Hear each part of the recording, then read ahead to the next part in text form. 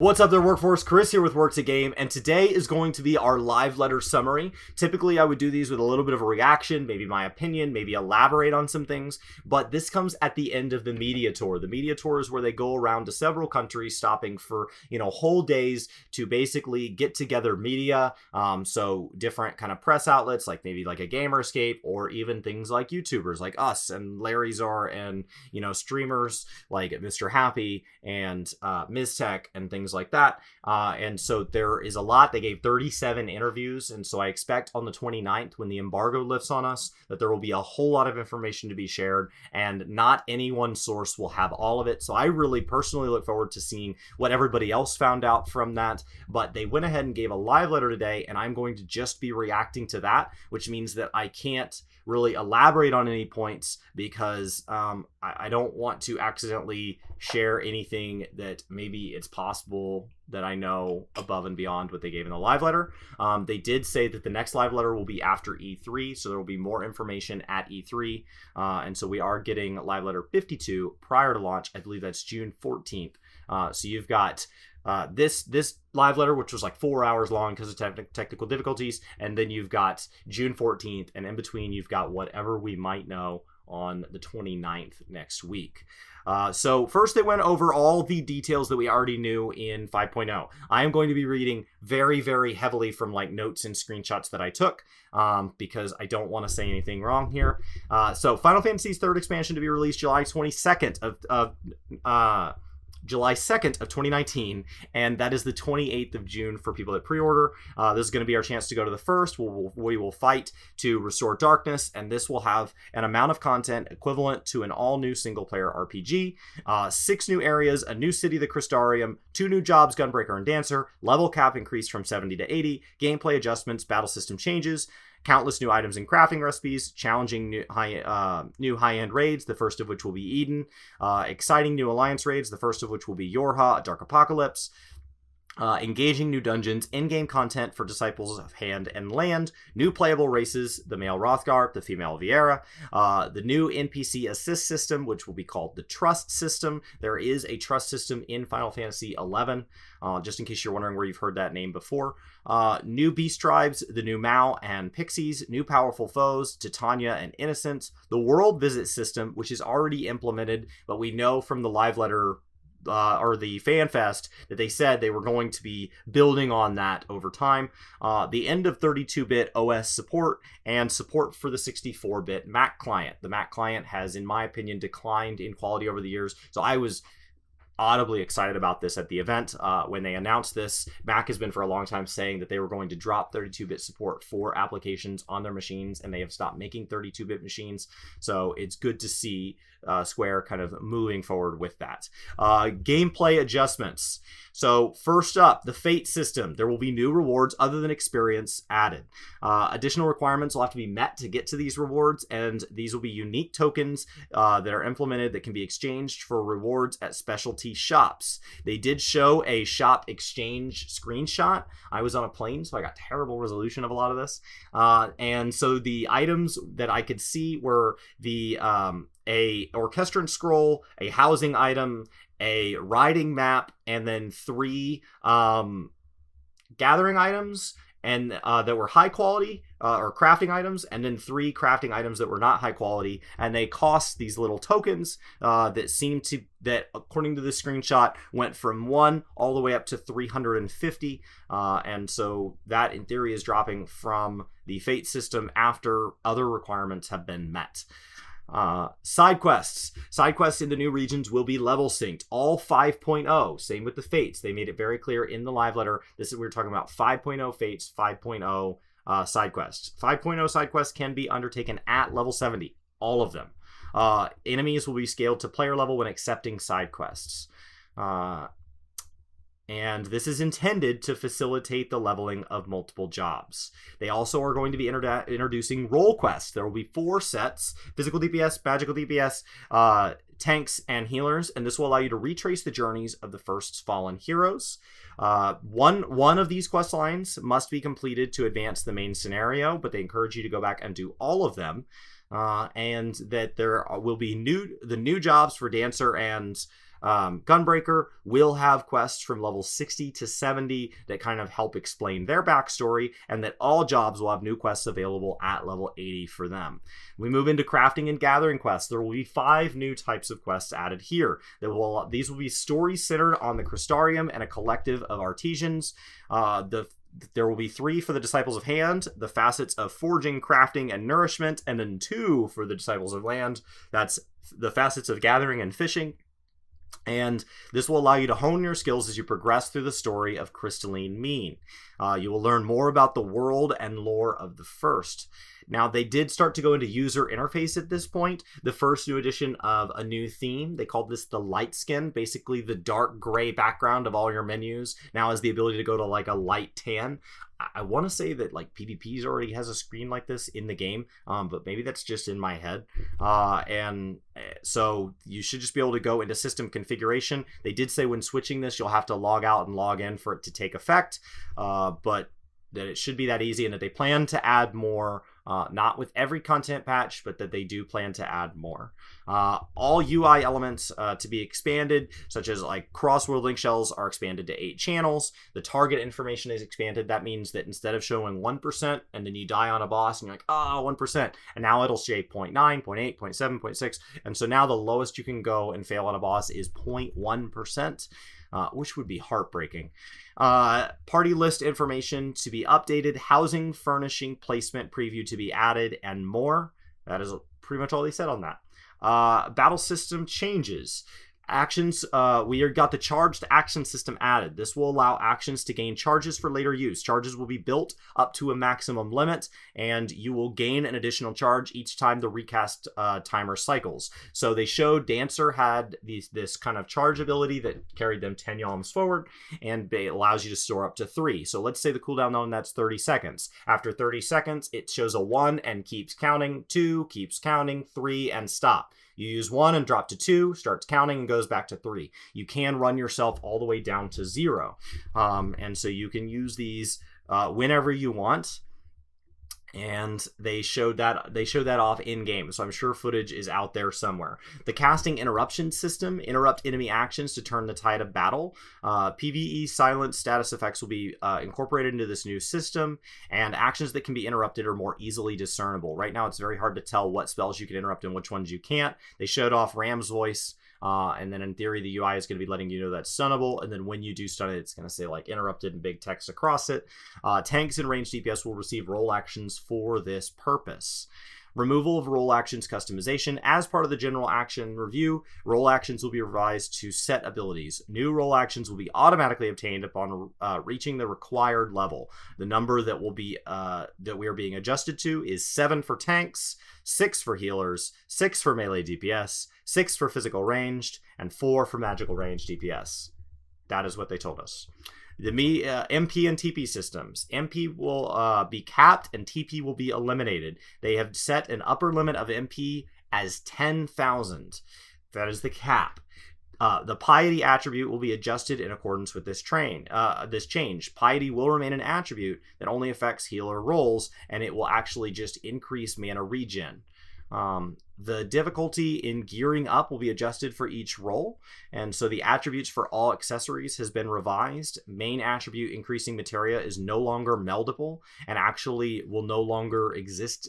It will no longer drop in game to be obtainable, and that if you have it on your existing gear, it will have no beneficial effects. Weekly token gear as well as savage accessories and belts will have 2 materia slots. Pet system. Pet management and usage will be revised. Pets will no longer be affected by enemy attacks or PC actions. Pets will be removed from the pet hotbar, and pet actions will be recategorized as player actions. Actions for pets designed to function as tanks, such as the Titan Eggy or Topaz Carbuncle, will be revised. Existing pet actions, each summoned pet has unique actions, such as the Crimson Cyclone, the Earthen Armor, and the Aerial Slash, will be merged into a shared action. So when you look at those different things for Summoner, there is now just the Eggy Assault 1 ability, which will be for all pet actions from 5.0 and beyond. It's really hard not to talk about this. Additional battle system adjustments. And by this, I just mean like the whole thing. Yeah. Battle system calculations will be adjusted and changed. One of the things they stopped and made a note of here was that the build that streamers and media played on may not be the up-to-date numbers. And so if there is a tooltip or anything that leaked, even if it is correct to what was played at the media tour, to keep that in mind. Various other changes will be made to improve overall usability. They said this verbally, so I'm just trying to make sure I say that correctly. Chain bonuses will be removed from dungeons, which will standardize experience gain. And the damage limit increased from 999,000 to 9,999,000. And this is to account for future damage inflation. So we just gained a digit. The chain bonuses, yeah, that's right, got removed. Party bonus will be adjusted to account for the number of players filling a given role. The rate at which the limit gauge fills to be adjusted for 5.0 and later regions only has been adjusted. The HP of a barrier shielding a party member will be displayed in the party list. They did show the UI, and basically it's like a little yellow bar that appears in their health bar. If your health is totally full, it appears on top of your health bar, and that represents the shield you have. And that moved us into all of that. And then they showed rebalancing player roles, so job synergy. In order to address the rigid party composition and the perception that certain jobs are essential, the effectiveness of synergies and certain jobs will be reduced. Debuffs reducing slashing, blunt, and piercing resistances will be removed. Action values will be revived. Certain actions will be removed. The synergy of the new dancer job will be emphasized. Then they broke it down by role. Tank jobs.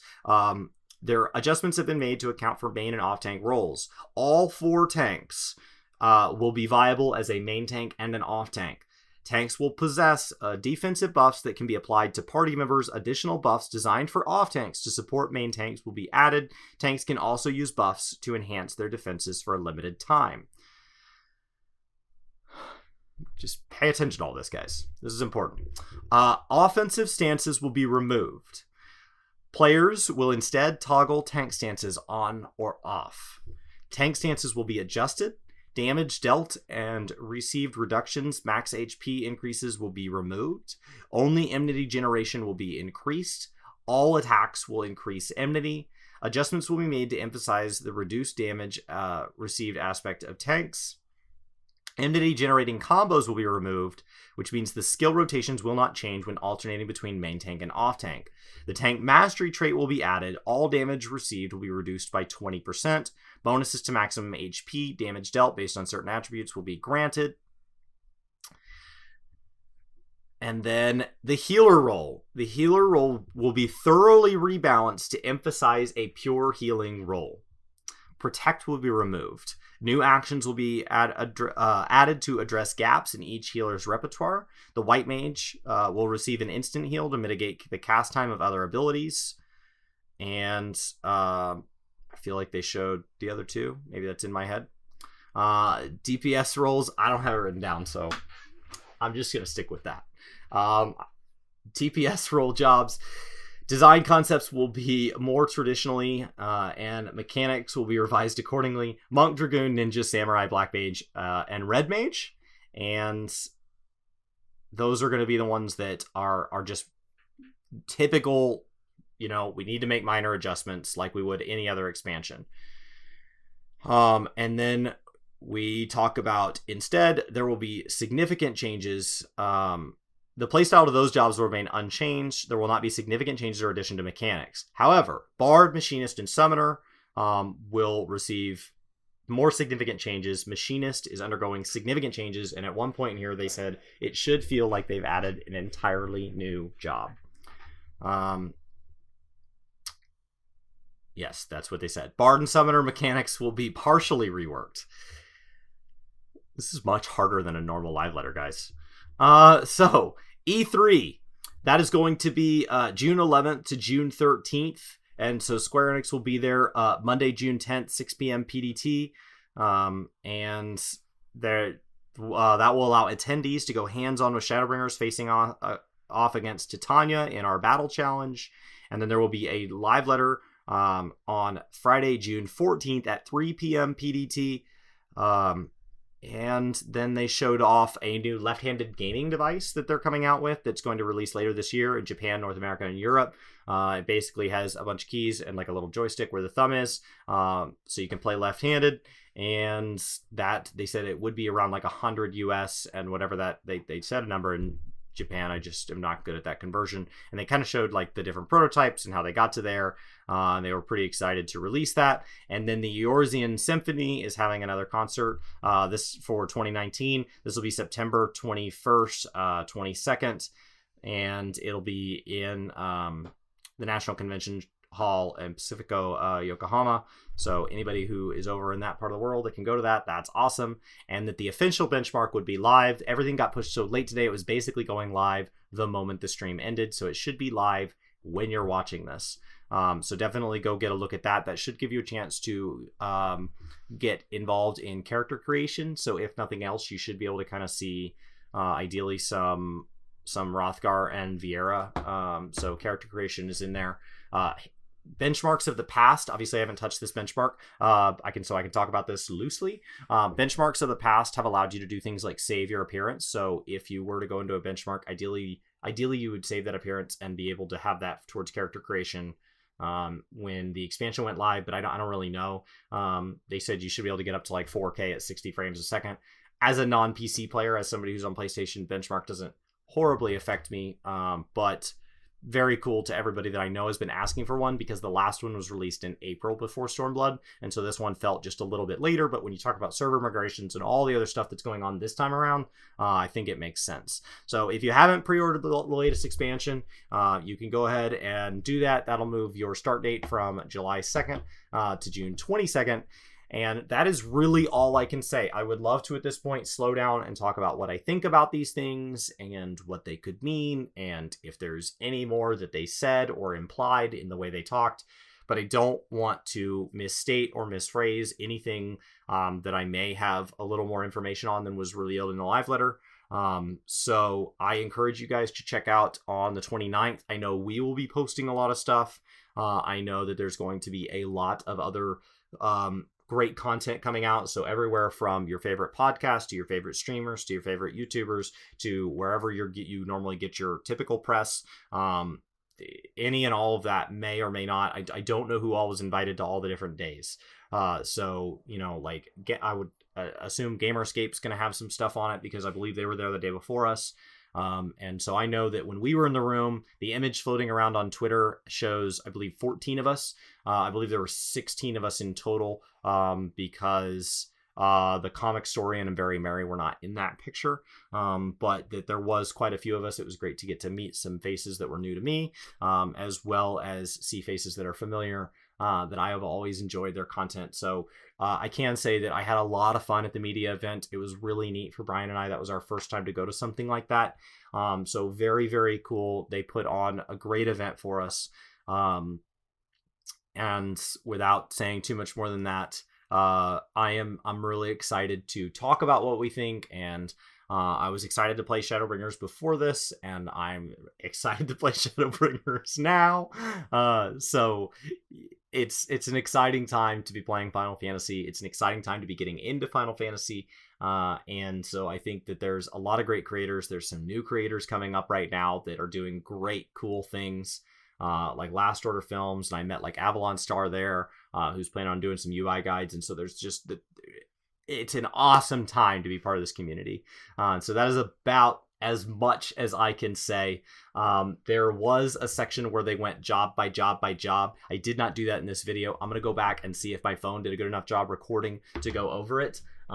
So, if you're asking in the questions below, I'm going to have to scroll through this. I'm not sure I'm going to be able to put out anything on it, because if I do not have their exact translated words, I do not want to touch it.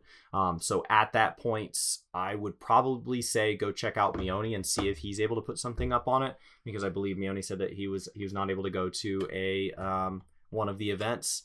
And so I would go look for creators that maybe were not able to go.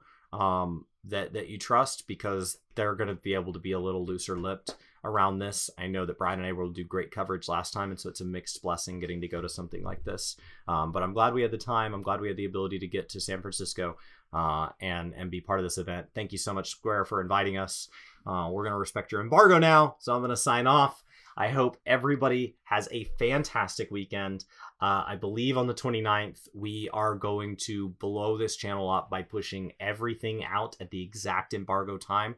I don't have that on me. Watch our Twitter. Over on Twitter, we'll tweet that out. And on the 29th, be sure to check back here on the channel, because I'm not sure what YouTube does as far as notifications. I think it has an automatic filter that after the 4th post, it stops spamming you guys. And I can pretty much promise we're going to publish more than 4 videos.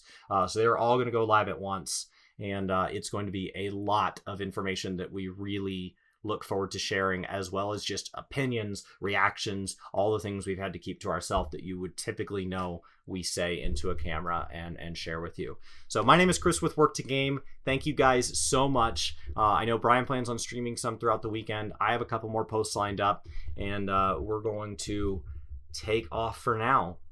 I will see you guys next time. I'm really excited. Hey, it's me. I'm in Chris's office. He doesn't know it, but we've got other videos for you to check out right here. And we've got the vlog down there in the corner. Plus, we've got some contact information, and you can totally subscribe to the channel that way as well. So we hope you do. We hope to see you in our next video. But until then, take care.